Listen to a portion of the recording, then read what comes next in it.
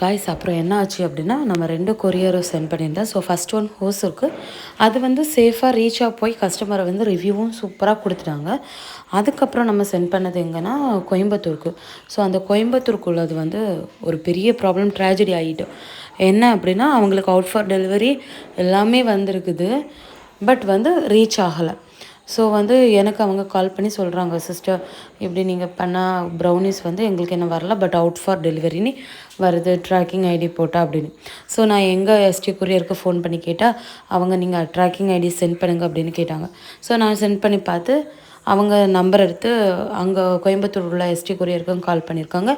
அந்த பிள்ளை எனக்கும் வந்து நம்பர் தந்தா. ஸோ நான் அவங்களுக்கு கால் பண்ணேன், ஓகே நாங்கள் தீபாவளி முடிஞ்சு கொண்டு போகிறோம் அப்படின்னு. பட் நமக்கு இப்போவுமே தேவை, தீபாவளி முடிஞ்சு கொண்டு போனால் என்ன ஆகும். ஸோ இல்லை நீங்கள் எனக்கு உடனே சென்ட் பண்ணி கொண்டு கொடுத்துருங்க அப்படின்னு சொன்னால் ஓகேன்னு சொல்லிட்டாங்க. அப்புறம் பார்த்தா கால் வந்து அட்டன் பண்ணால் எடுக்க மாட்டாங்க, பிளாக் பண்ணிட்டாங்க.